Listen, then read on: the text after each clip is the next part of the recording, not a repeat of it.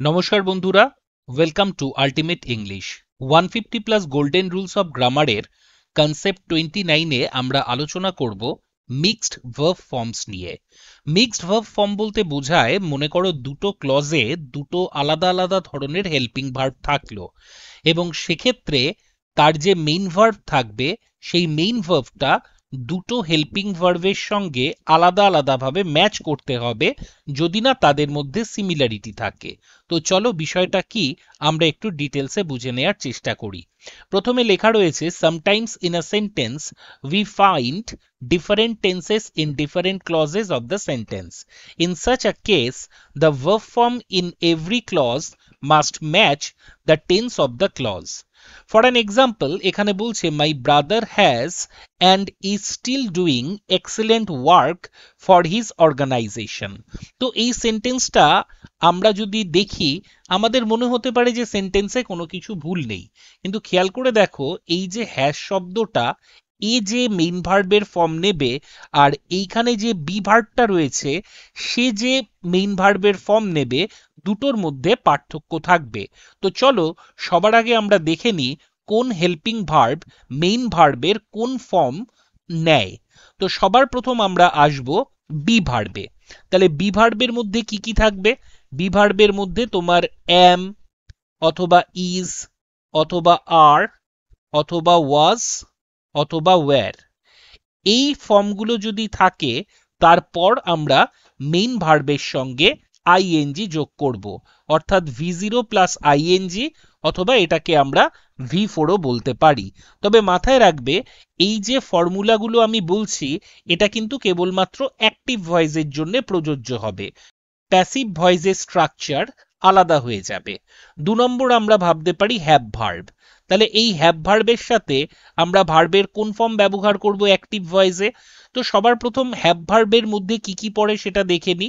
Have ভার্বের মধ্যে have পড়তে পারে, অথবা হ্যাজ পড়তে পারে, অথবা হ্যাড পড়তে পারে।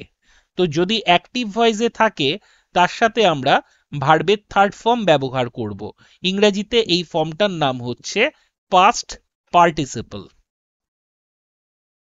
এবং ওপরে যে ফর্মটা লেখা রয়েছে V4, এটাকে প্রেজেন্ট পার্টিসিপলও বলে, আবার প্রোগ্রেসিভ ফর্মও বলা হয়। 3 নম্বর আমরা চলে আসি ডু ভার্ব। ডু ভার্বের মধ্যে কি পড়বে? হেল্পিং ভার্ব হিসেবে ডু যদি থাকে তার মানে হচ্ছে ডু অথবা ডিড অথবা ডাজ।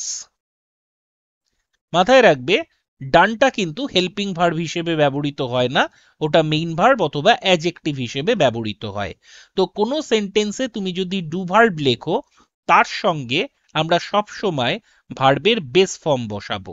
অর্থাৎ আমরা যদি am is R was wire এগুলো ব্যবহার করি তার সাথে V4 ব্যবহার করব, যদি হ্যাভ ভার্ব ব্যবহার করি তার সাথে V3 ব্যবহার করব, আর যদি ডু ভার্ব ব্যবহার করি তার সাথে বেস ফর্ম ব্যবহার করব। এটার নাম হচ্ছে বেস ফর্ম বলতে পারি বা বেয়ার ফর্মও বলে। আচ্ছা, আর এক ধরনের ভার্ব আছে যেটাকে আমরা বলতে পারি মোডাল ভার্ব বা মোডালস।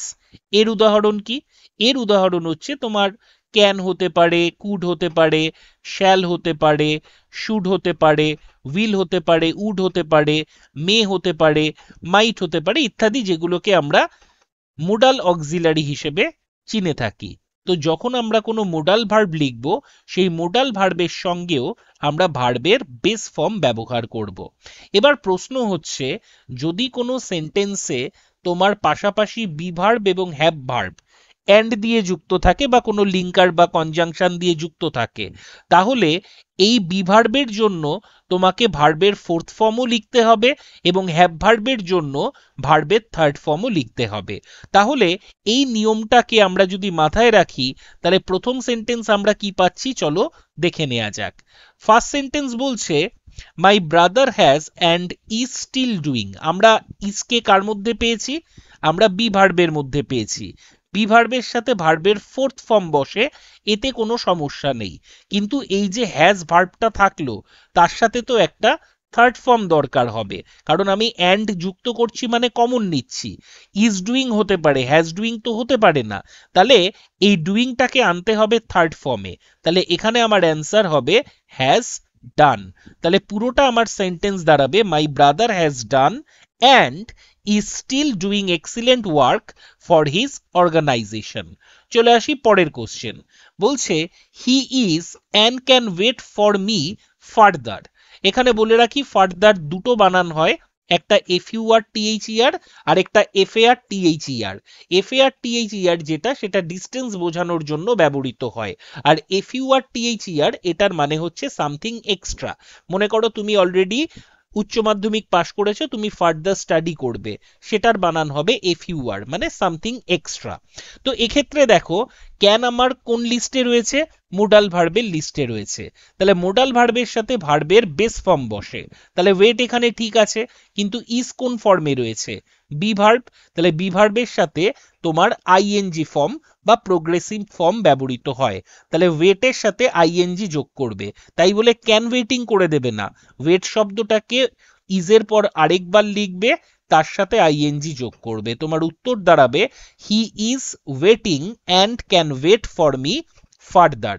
পরের কোশ্চেন দেখো, পরের কোশ্চেন হচ্ছে I have and will do, তাহলে উইল কি মোডাল ভার্ব, তার সাথে V0 বসে, এতে কোনো ভুল নেই, কিন্তু হ্যাভের পর আমরা জানি ভার্বের থার্ড ফর্ম বসে, তাহলে এই ডু ভার্বের থার্ড ফর্ম কি, উত্তর হবে ডান, তাহলে এখানে উত্তর দাঁড়াবে I have done and will do it again.